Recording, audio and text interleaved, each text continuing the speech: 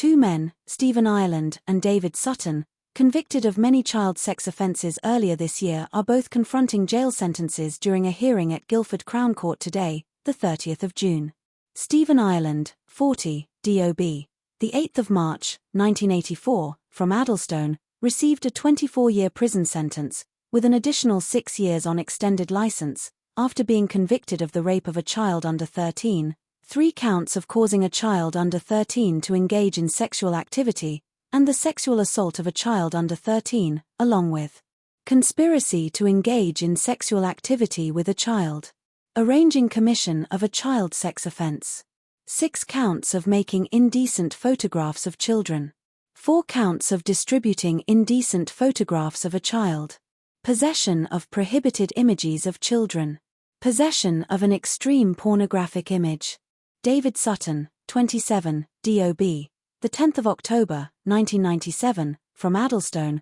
was sentenced to 4.5 years, 54 months, in prison after being found guilty of 3 counts of making indecent photographs of children and 1 count of possession of an extreme pornographic image. Stephen Ireland and David Sutton were also found guilty of 1 count of voyeurism and 1 count of perverting the course of justice. Following the trial, the jury found Stephen Ireland and David Sutton not guilty of the conspiracy offences with which they had also been charged, including 3 counts of arranging a child sexual offence, 5 counts of conspiracy to sexually assault a child, 1 count of conspiracy to kidnap a child and 1 count of conspiracy to administer a substance with intent. Stephen Ireland and David Sutton had already pleaded guilty to a number of offences at the start of the trial. Stephen Ireland pleaded guilty to possessing 274 prohibited images of children and possessing an extreme pornographic image, while David Sutton pleaded guilty to distributing a Category A indecent photograph of a child,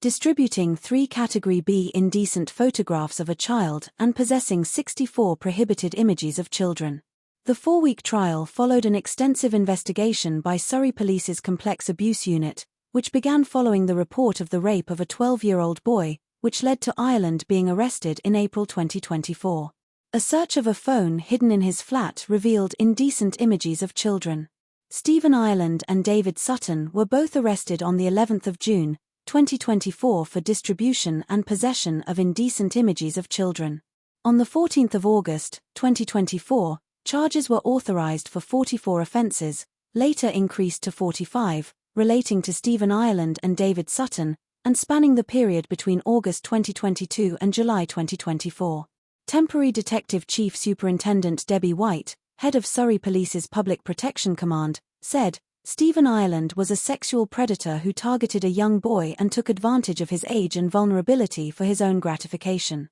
I would like to pay tribute to the victim in this case for their courage in coming forward and for giving evidence. I hope the fact that both Stephen Ireland and David Sutton have been given prison sentences can help them start to rebuild their life." As well as Stephen Ireland and David Sutton demonstrating an extreme sexual interest in children, they then tried to cover up their offending by intentionally deleting material from their phones once they became aware of the police investigation and following their arrests. This has been an extremely difficult and complex investigation, and I would like to thank all those involved for their hard work and dedication. I hope the sentences handed down today send a clear message to any victim of a sexual offence, that you will be listened to, you will be supported, and we will investigate such crimes thoroughly. Claire Gallagher, Senior Crown Prosecutor for the Crown Prosecution Service, said, "It is clear that both Stephen Ireland and David Sutton had a perverted and dangerous interest in children. Child sexual abuse is a devastating crime which can have a lifelong impact on victims.